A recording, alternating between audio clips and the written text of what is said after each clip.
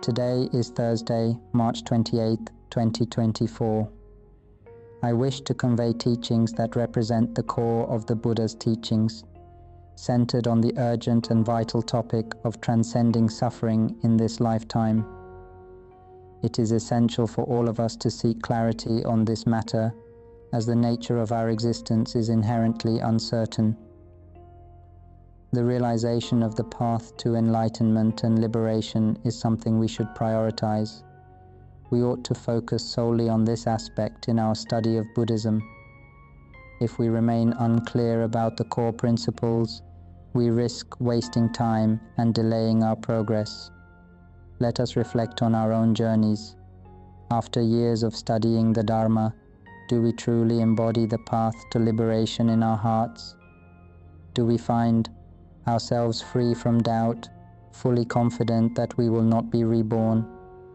Have we reached a state where we no longer question our understanding? Are we consistently aware that the mind is not subject to birth? Have we completely dispelled all doubts about this? If we have not, it suggests that we are still in a state of suffering, continuing to seek knowledge in order to extinguish that suffering. We have been on this quest for many years. Consider the teachings we have received from various venerable teachers. They are indeed exceptional and have attained realization. Have we reached a state of liberation, free from all doubts?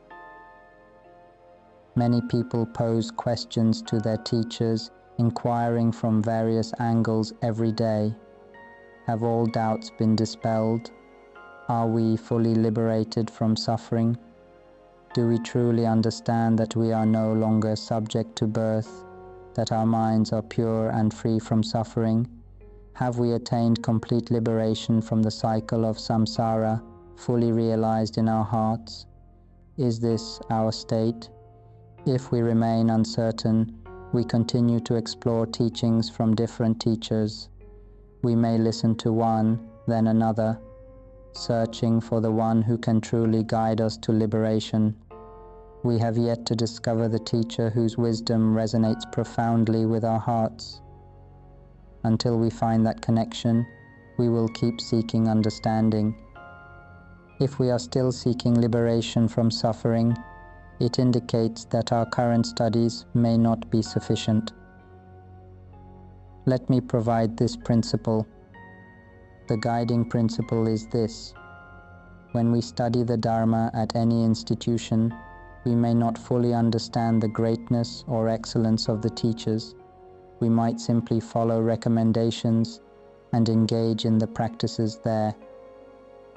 We should dedicate ourselves to studying and practicing for a full 6 months. If, after this period, we do not experience any realization or complete liberation from suffering, then there is no need to linger or seek further answers. We should depart from that institution, as staying longer would only delay our progress. We may waste precious time as each day passes, and our lives grow shorter. We never know when our time in this world will end. It could be tomorrow, or even later today. Life is inherently uncertain. One might be enjoying a moment, only to suddenly experience a heart attack, high cholesterol, or diabetes. It can happen while simply eating, bathing, or at any moment. Our bodies have a finite lifespan, and the end could come unexpectedly, be it tomorrow or tonight. When the body ceases to function, the mind separates from it, drifting away in search of a new vessel, much like a hermit crab seeking a new shell. The mind continues its journey looking for its next abode. Have we ever questioned why our minds continually seek new vessels? When will it stop searching for a new body? When will the mind finally attain nirvana and be free from the cycle of birth and death? They speak of reaching nirvana, but when will we truly be liberated from suffering and the endless cycle of samsara? When will the mind cease its wandering in search of new vessels? This is a simple question, isn't it? When our mind leaves this body, It drifts toward a new vessel, influenced by our attachments and clinging. If we are attached to thoughts that lean toward happiness, we are reborn in fortunate realms. If we cling to thoughts that lean toward suffering, we find ourselves in unfortunate realms. We become entangled in the process of mental formation, unable to break free from it. This is what is called avijja, or ignorance, which governs the hearts of all sentient beings. Whether we walk, sit, or practice walking meditation for many years, ignorance, avijja, will still persist. No matter how skilled we become in our practices, ignorance remains. It does not matter what we wear, our social status, gender, or age. Ignorance governs the hearts of all beings. Those who are free from ignorance are the ones who have realized the truth, fully understanding in their hearts that this mind is no longer subject to birth 100%. Those who are free from ignorance will continuously perceive that the mind is not subject to birth. They will see this world as anatta, not self, and recognize the five aggregates as anatta. The body and mind, both physical and mental phenomena, are without a permanent self. They lack intrinsic identity. This clarity allows one to distinctly see that the body has no inherent existence, understanding it profoundly as devoid of a true self. Upon attaining enlightenment, one perceives thoughts and emotions as devoid of self, clearly in accordance with the Buddha's teachings. There are no remaining doubts. All uncertainties have been entirely resolved. Even in the presence of the Buddha, one does not ask whether they have realized the truth, as there is nothing left to inquire about. This is the hallmark of one who has achieved complete enlightenment, possessing full wisdom and understanding. There are no questions left and nothing more to seek. This signifies the completion of their spiritual endeavor. Let me ask a simple question: are we like this yet? For those who have achieved complete realization, there is no need to listen to me. Why would they come to listen? If one is still listening, it indicates that doubts remain. If doubts persist, it means that one has not yet completed their journey, is still suffering, and is still carrying some burden or attachment. There may still be feelings of animosity toward one another. Those who have attained realization have nothing further to do. They do not project their minds outward. Instead, they are fully aware and present within themselves, experiencing a profound sense of peace. They see all of nature as pure and do not differentiate between good and evil, right and wrong. They do not categorize actions as meritorious or unmeritorious. Their minds have transcended all conventional distinctions.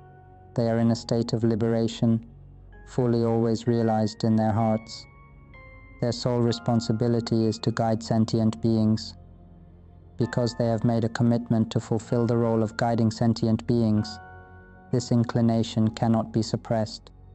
It is natural for them to fulfill this role. Such tendencies cannot be suppressed.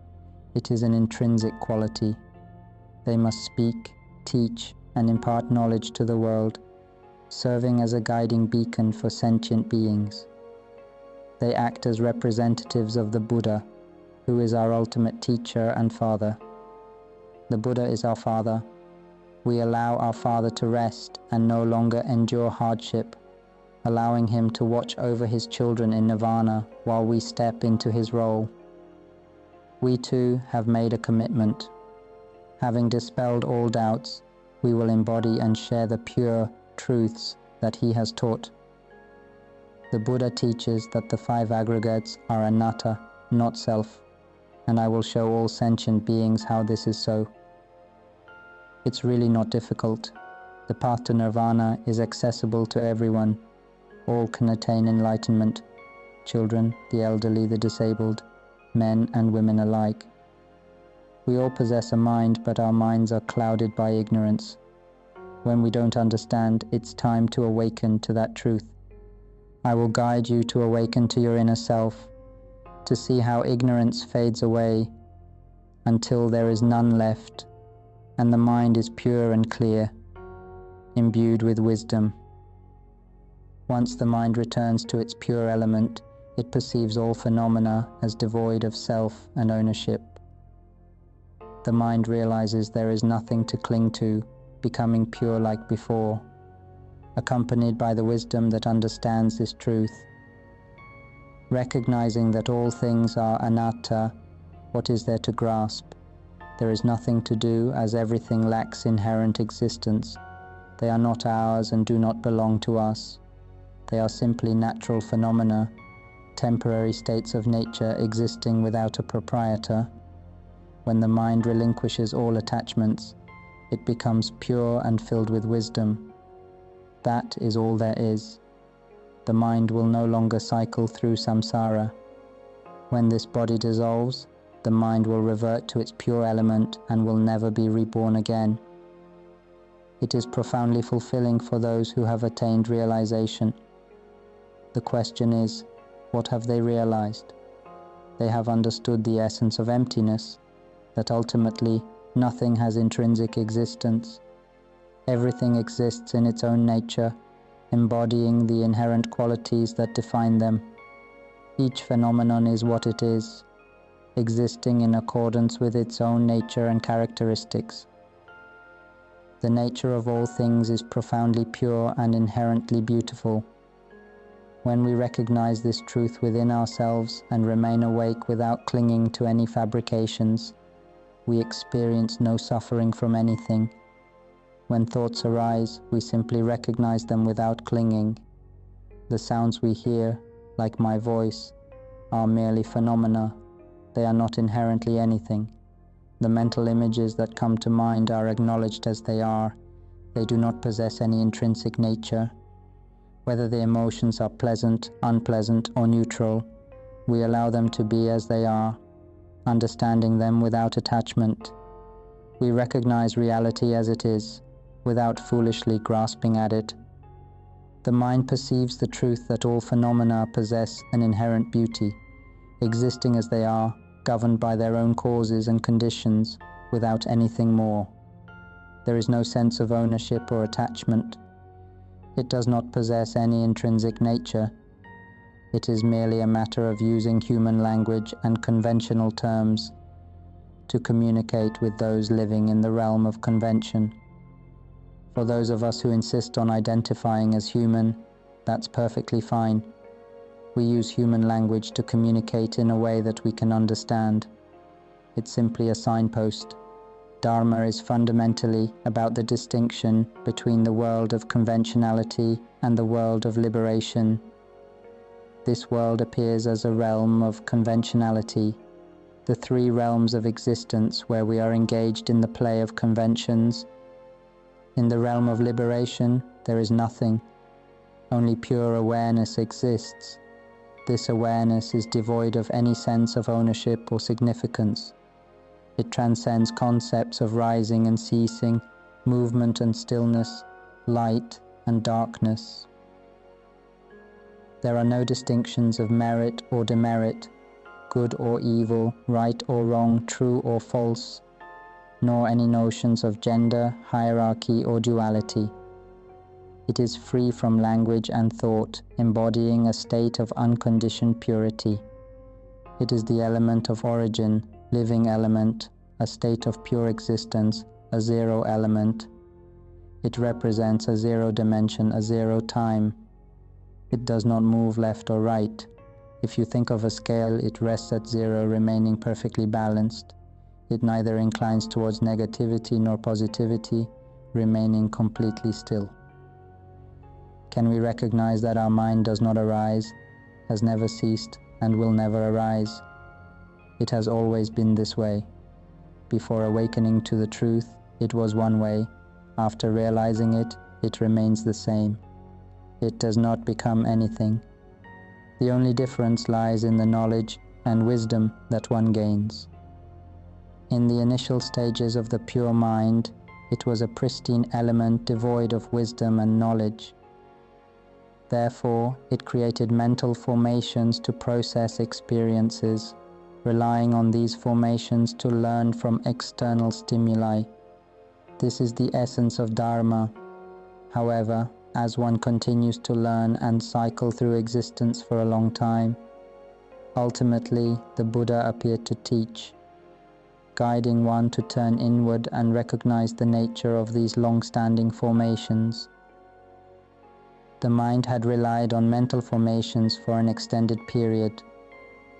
After listening to the Buddha's teachings, it awakened to the internal reality, perceiving the mental formations, the thoughts and emotions that were constantly in flux.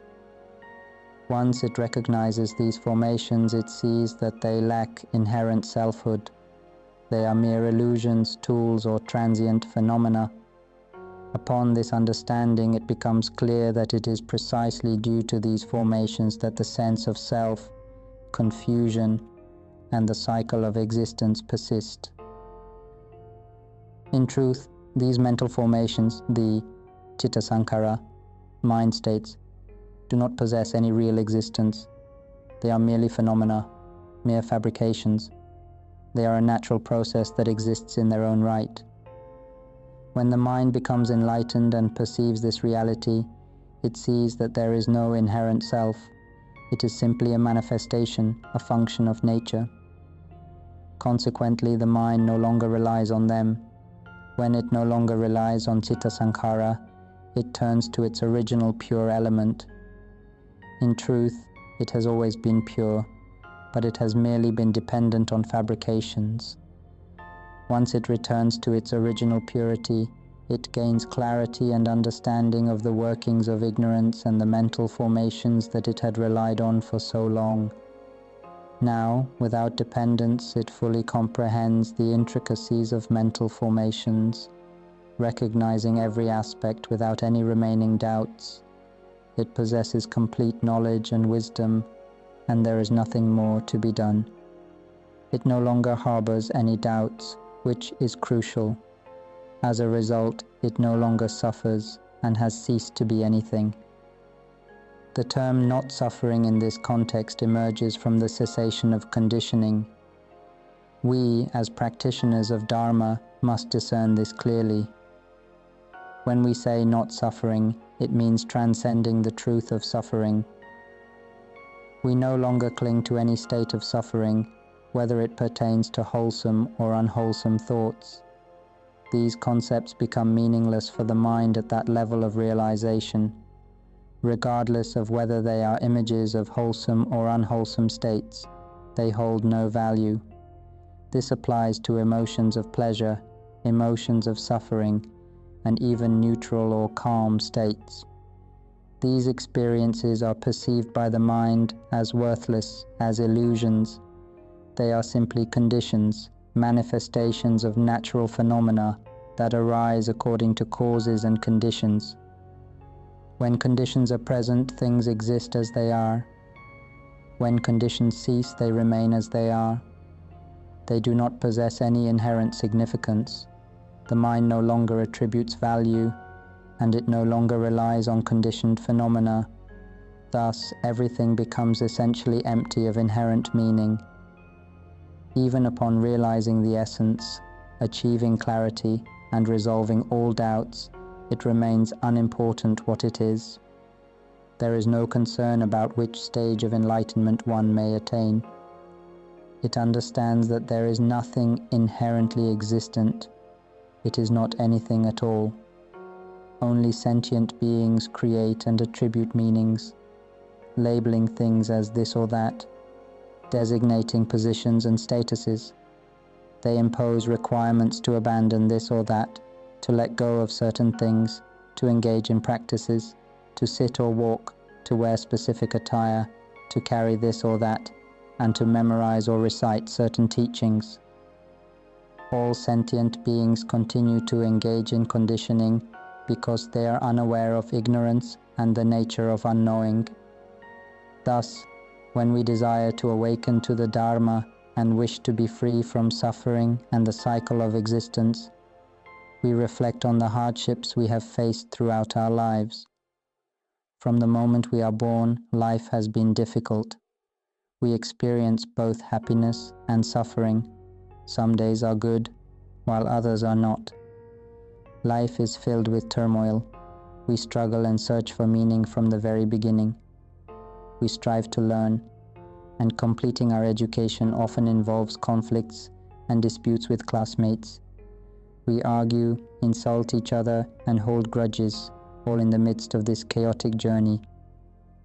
Even today, there is still anger and resentment among us. We often struggle to get along. As we grow and pursue higher education, we encounter even more problems. We must memorize and read extensively, sometimes failing exams and needing to retake courses. We face harsh treatment from teachers and conflicts with classmates who tease and bully us. Some days bring happiness, while others bring suffering.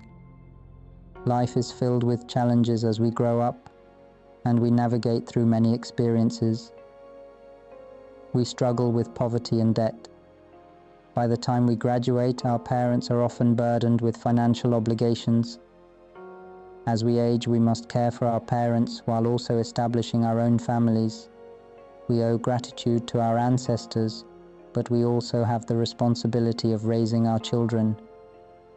In the workforce, we continue to encounter problems, worries about job security and ongoing criticism from our bosses. Life is characterized by struggle. Each time we are born, we seek wealth, status, praise, and happiness. But we find ourselves caught in this world of impermanence and suffering. In our pursuit of happiness, we often encounter only more suffering. We strive to go to the temple and perform good deeds, yet instead of finding joy, we end up spending money and resources. The cost of making merit can be high. Every time we engage in charitable acts, we feel the need to contribute significantly, or else the merit seems minimal. We end up exhausting our finances in the pursuit of merit without truly understanding its essence. We create so much merit, yet we struggle to grasp what it actually looks like. What does merit even resemble? Is it a tangible entity or a solid form? We are still searching for that essence, but we can't seem to find it. Where is it? These concepts remain elusive, and we have yet to discover their true nature. When we finally listen to the teachings, we realize that we are merely playing with our emotions. We are caught in the pursuit of pleasurable feelings. When we experience happiness, we cling to it, and when suffering arises, we seek happiness elsewhere. But once we find temporary happiness, we inevitably encounter suffering again. No matter where we go, we encounter both happiness and suffering. Even within our families, we experience both joys and challenges. We face numerous life problems, struggling to earn money, accumulating debt, and becoming enslaved by our desires for wealth. In each lifetime, we become enslaved to money, struggling to acquire it to the point where we almost revere it.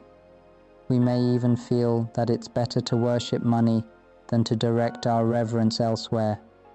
Money becomes our refuge. Each life, we find ourselves as servants to the body, constantly tending to its needs to prevent pain and death. Yet ultimately, the body ages, suffers, and disintegrates just as before. Each time we are born, we must struggle to seek money and the four necessities of life, increasingly so. What are we truly here for? What are we seeking in this life? Once this body ceases to function, what will happen next? The mind drifts, seeking a new vessel, potentially becoming an animal. If reborn as an animal, it risks being hunted or consumed by humans or other creatures. Once the physical form of that animal disappears, it may transform into yet another being, whether it be an aquatic creature, a land animal, a burrowing creature. or one that flies through the air. Attaining a human birth is incredibly difficult. When will we finally break free from this cycle of existence? Once we are born as humans, we must start learning anew, as everything is reset to zero. We begin to rely on a new body, training it to think, to reason, and to understand this world all over again. We find ourselves once again in pursuit of wealth, status, praise, and happiness, becoming ensnared in the 8 worldly conditions. We continue to strive for survival, only to eventually exhaust our lifespan, and then the mind drifts away once more. When will our minds truly gain wisdom? It's a simple question. When will our consciousness acquire the knowledge of wisdom, so that we no longer have to wander in this cycle of existence? This is a fundamental question that those with wisdom must ask themselves. What do we truly want? Do we desire to continue being born, or do we seek to put an end to this cycle of rebirth once and for all? It's a simple question. Has anyone ever asked themselves this? Do you want to put an end to it? In this lifetime, do you wish to attain enlightenment and not be reborn again? If that's the case, raise your hand. If we truly want to be free, I will guide you toward liberation. Let's be bold about this. Now is the time to courageously seek freedom. Many people speak of their desires, but they often lack true courage. The nature of those who seek to be free from the cycle of existence is represented by only 3 groups of lotuses: Group 1, Group 2, and Group 3, which are very few in number. In contrast, Group 4 is abundant throughout the world, let's say around 90%, those who still wish to continue being born. This group is everywhere. Only about 10% genuinely aspire for liberation. Therefore, those who have listened to these teachings may feel that it's time to bring this cycle to an end. We should be able to free ourselves from the cycle of existence. It's a simple question. Let's look at the mind first. What is the cause of our minds wandering in the cycle of existence? The answer is ignorance, right? Is there anything greater than ignorance? All phenomena arise from causes, and for the mind to remain trapped in the cycle, there must be a reason, correct? That reason is ignorance or unknowing. Who among you has never heard of the teaching on ignorance? If anyone is unfamiliar with this concept and has not grasped it because they are focused on other teachings, I suggest you stop studying those other aspects. Just listen to what I have to say for now. I have spoken extensively about the Dharma, encouraging everyone to seek liberation from suffering through understanding. I invite you all to search for Nameless Monk website. We should engage with these teachings deeply so that we can realize the Dharma and dispel all doubts, ultimately achieving lasting liberation from suffering. I don't want anything from you. There's no need to discuss money, and you don't need to know me personally or bow to me. Don't cling to me or anything else. What's important is that we focus on achieving enlightenment. Just honor your own heart and inner truth. That is all I ask. In life, I desire nothing but one thing. I sincerely ask that we all attain enlightenment as quickly as possible, achieving liberation fully and wholeheartedly. There's no need to ask anyone whether you have transcended suffering. Let each of us know for ourselves that we will no longer be reborn, 100% certain. It is clear that the mind is not born again. If we fully realize the Dharma and attain enlightenment, experiencing no more rebirth, then let that realization be heartfelt. Achieve lasting liberation and honor your own heart. That is all I ask. There's no need to bow to me, to get to know me, or to involve yourselves with me. My role is simply to speak, to share the teachings, to provide the principles and knowledge that empower you. I want you to understand that the path to Nibbana is indeed real. Everyone can attain enlightenment. I hope you find encouragement from these teachings and develop a clear understanding of the practice, making it easier to reach your goals. Simply listen to my recordings and cultivate awareness within. There's no need to be physically present in any particular place or to cling to anything. Just focus on awakening your mind. That is all I ask. When you achieve enlightenment and free yourselves from suffering, I will be genuinely happy for you. That is all I desire. We wish to be free from the cycle of suffering, hoping to avoid returning to it. That is all I ask. My life is temporary, and I could leave this world at any moment, perhaps even tonight. Life is uncertain, and we do not know when it will end. Therefore, do not attach yourselves to my existence. This life is enough. We have reached a state of completeness. From this moment forward, my only intention is to give. I do not seek wealth, desire money, or wish to create material possessions. My mission is to guide all beings out of the cycle of samsara, leaving none behind. This is the vow I made before the Buddha, to fulfill my duty, helping all my fellow beings who share in the experiences of birth, aging, sickness, and death to be liberated from this cycle. I aim to help them realize the Dharma and recognize the grace of the Enlightened One. I want them to understand that the Buddha is indeed their own mind. Our minds are the Buddha, the Dharma, and the Sangha. We simply need to realize and access this truth. Let us not shy away from our own noble refuge. The excellent refuge lies within our own minds. There is no other truth beyond this. There is no Buddha elsewhere. Our own minds are the Buddha. Our minds embody the Dharma, and they are also the Sangha.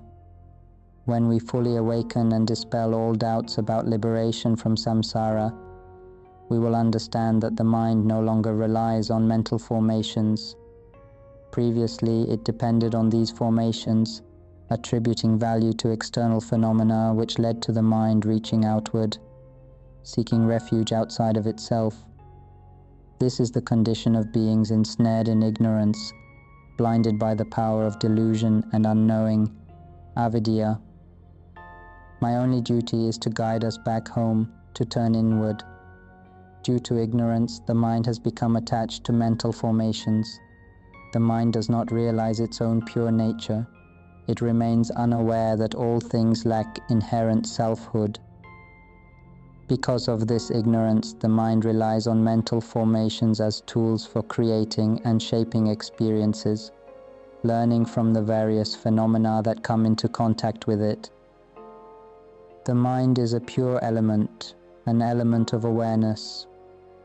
When it encounters an experience, its natural function is to recognize it.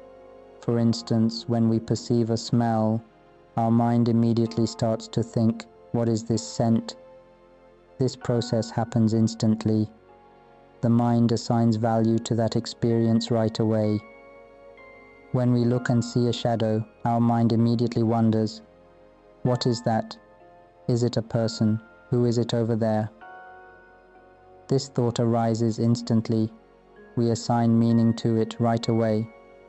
It's much like a newborn child. When they encounter something new, they immediately ask questions. When they see, hear, or smell something, they wonder, "What is this?"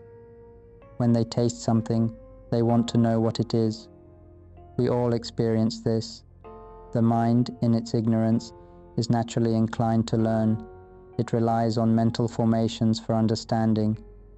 However, because of this ignorance, it seeks knowledge externally rather than turning inward. This tendency leads the mind to reach outward, engaging with the external world instead of exploring its own inner nature. The characteristic of the mind reaching outward is that it relies on mental formations, which leads it to attribute value to external phenomena. For instance, it connects with our physical body and extends to our parents, relatives, and the elements, earth, water, wind, and fire, as well as the entire universe. This illustrates the nature of the mind's tendency to externalize, attributing value to actions. Good deeds bring happiness and contentment. They reflect our emotional state. Engaging in wholesome actions fosters positive feelings, while unwholesome actions lead to negative emotions. We support one another and share knowledge. We remind each other not to let our minds wander outward, but to remain aware within. Recognize that these are just thoughts. Overthinking leads to stress, doesn't it? When we're stressed, we tend to think more, creating a cycle of anxiety. What do we do to cope with this stress? We often seek escape, going out to clubs, drinking, dancing, gambling, or engaging in inappropriate relationships. This behavior stems from wanting to relieve that stress and distract ourselves from the mental turmoil. Just look around. Many of us go out because we're feeling stressed. If we weren't stressed, why would we feel the need to seek out these distractions? We're looking for ways to release and let go. Those who are not stressed have minds that are pure and enlightened in the Dharma. They are aware of their inner purity and find comfort within themselves. They do not feel the need to seek happiness externally, as they do not experience suffering. A pure mind is simply like that. The mind that is still clouded by ignorance plays with mental formations, leading to a cycle of thinking and suffering. It constantly thinks and suffers without realizing it. This is the natural state of an ignorant mind relying on mental constructs. We must not engage with these thoughts, but rather cultivate awareness within. Take my voice as an example. This is a mental formation. While I'm speaking, it is not a fixed entity. Recognize that. If we remain aware within, we will see that sound has no inherent self. The thoughts we experience are also not who we are. Even the mind that is aware right now has no true self. It is not us or anyone in particular.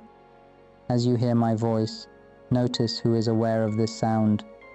Observe closely. The awareness is internal. By staying mindful within, we realize that my voice is simply an occurrence that allows the mind to recognize something. The mind is currently perceiving, but it is not us doing the perceiving. Look carefully. There is no self in the act of knowing. The mind knows on its own. Where are we? The Dharma is about awakening the mind within, which dispels ignorance. It's really quite simple. The path to Nibbana is straightforward.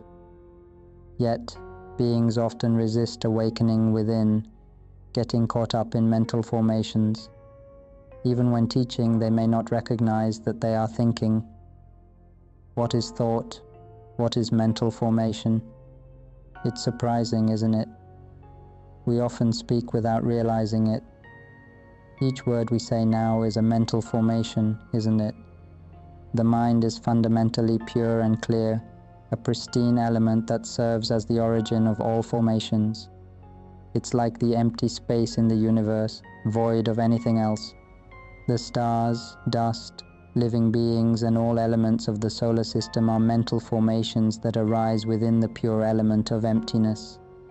These formations can collide and create tremendous explosions, resulting in black holes that consume everything in their path. Yet, no matter how violent these interactions are, they cannot affect the emptiness of space. Our minds are like this emptiness. They are fundamentally empty, free from concepts. This emptiness is not something that can be described or labeled as mind. For the sake of communication, we can consider this pure element as the element of emptiness or the pure element. Let's conceptualize this pure element as emptiness or zero. It represents the foundational essence, a dimension beyond time and space. This zero symbolizes pure potential. This is a conceptual framework. It implies that this essence does not possess a concrete identity. The language I use here is merely conventional, created by humans to facilitate communication. It serves as a form of convention. Humans often believe that these concepts have real existence, which is quite strange. They get caught up in these illusions, clinging to them and suffering because of them. They cry out for help, lamenting in their own hells, pleading for relief. We've all shed many tears over these illusions, haven't we? Why do we cry? Because this world is a world of conventions. It's all just a construct. It's like dreaming. When we dream, is it real? In dreams, we might cry. Perhaps we've been left by a partner or faced troubles at work. We might feel humiliated by a boss or laughed at by friends. We even engage in conflicts all within the dream. Then we wake up and realize it was just a dream. The joy of doing good deeds or the anguish from our struggles, none of it was real.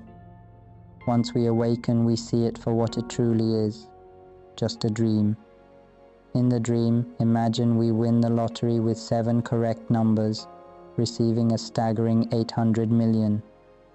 We share the joy and wealth among our family, feeling immense happiness.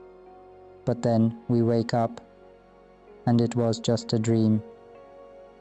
We initially thought it was real, just as we often mistake the conventions of this world for reality. Even though the language we use is merely conventional, we still believe it holds real existence. Sounds, for instance, do not possess inherent identity, yet we attribute reality to them. Our bodies too lack a true self, but we cling to the belief that they are real. The emotions of joy and sorrow we experience, whether we call them merit or demerit, are also just constructs. The thoughts and sounds we constantly generate reflect this nature of mental formations. They do not have true existence. They are not us or anyone else. They are simply empty phenomena. It's a fundamental nature of experience that lacks inherent selfhood. Yet, we often believe our emotions possess real existence. We say things like, "Oh, I'm so happy," or "I've attained enlightenment." On the other hand, we express deep suffering when we face challenges, like being abandoned by a partner or dealing with financial problems. We cling to these feelings, thinking they define us. But do we really believe that suffering has true existence? Do we think happiness is a permanent state? The Buddha taught that these experiences are empty of self. So whom should we believe? The Buddha stated that the 5 aggregates, khandhas, are anatta. They have no true self. Atta means self, while anatta means no self. These feelings are neither ours nor belong to anyone else. The aggregates are inherently empty.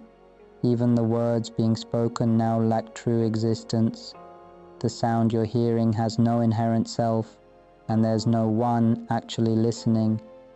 It's simply the nature of awareness doing its work, recognizing and processing its own phenomena. These elements are not tangible.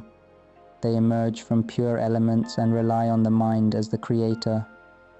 The mind manifests these natural phenomena for the purpose of learning. After countless lifetimes of learning across various realms, I have experienced much. I have had many children, partners, and have taken on roles as both male and female. I have played diverse roles as a father, child, grandchild, great-grandparent, as a good person and a villain, as animals, ghosts, denizens of hell, demons, angels, and celestial beings. Indeed, I have played every role imaginable. In the end, when we encountered the Buddha, he taught us that the 5 aggregates, khandha, are anatta or not self. We embraced this teaching, realizing that there is no inherent self. Existence arises from our flowing thoughts. It is ignorance, avidya, that causes the mind to cling to formations, sankhara. This leads to the emergence of conceptual realities, which intertwine with physical forms, resulting in the interplay of mind and matter, form and formlessness. Ultimately, Dharma is fundamentally simple, a profound truth that is easily grasped. The Buddha taught us to awaken to our inner experience. When we are aware of our thoughts and emotions, we begin to see the mental formations for what they are, devoid of any true self. What we articulate is merely a fleeting phenomenon. It exists in a way that is elusive and intangible. Let's explore the nature of sound. Where does it truly reside? Can it be grasped? Delve into the mental images and emotions, and you will find only emptiness, pure and unconditioned. Our minds are, at their core, profoundly pure and unblemished at all times. If we simply remain aware within ourselves and observe our mental formations, we begin to understand that the nature of sentient beings is to flow with these formations, to be swept along by mental constructs. Some may ask, what are mental formations? Essentially, they flow with thoughts and emotions. We often get carried away by our thinking and feelings. Right now, as the teacher speaks, some might be caught up in the sound, questioning, is this right? Is this Dharma? They may wonder why it feels strange, or if this is truly the way Dharma is expressed. Do you realize that you are currently engaged in this very thought process? Are you aware of how you're playing with these thoughts? It can be difficult to discern. If you don't yet understand, you're still like a child, still a beginner. There's so much more to learn. But let's set aside the need for further study and simply listen to nature. Approach this with a mind like an empty cup, free of any preconceptions. In truth, I prefer ordinary people over those who consider themselves knowledgeable. It's enough to come and listen to the Dharma casually. This way, understanding can arise naturally. Just as in the time of the Buddha, we don't need to complicate things by teaching those who are overly involved in concepts. Picture the villagers putting down their tools to listen to the Buddha. Achieving enlightenment was simple and straightforward.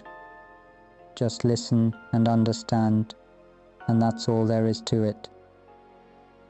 Understanding means that the mind accepts and sees the truth as it is. It aligns itself with the teaching, adopting the posture of an empty cup, open to whatever the teacher conveys. By delving into this, we recognize that the 5 aggregates are without self.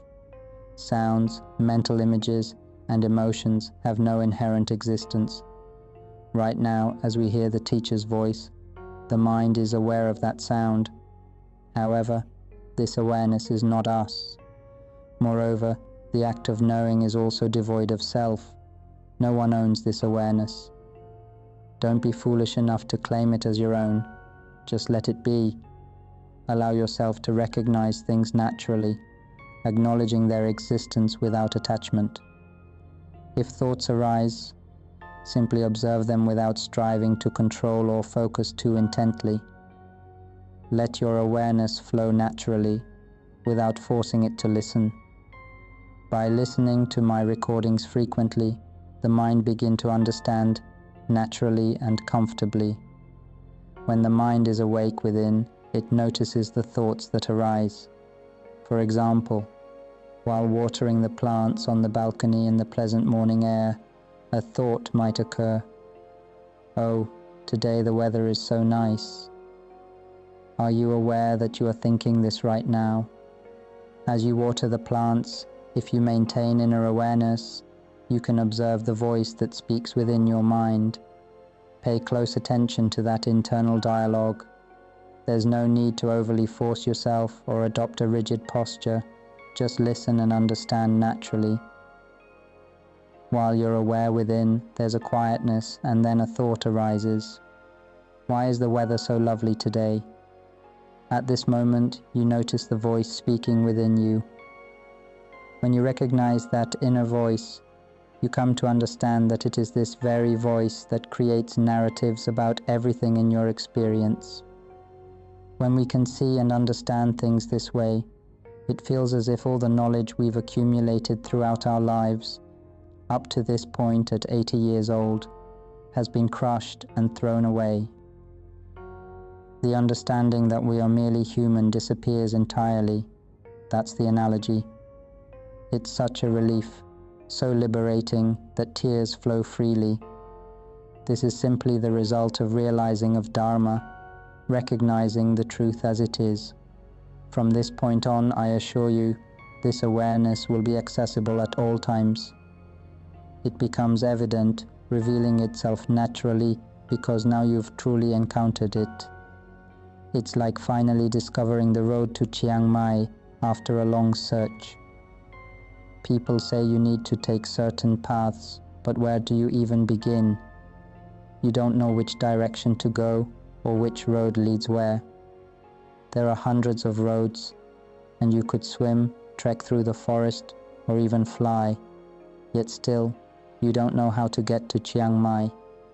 So you wander aimlessly, following vague directions until one day, you stumble upon a sign that says 800 kilometers to Chiang Mai. In that moment, tears flow.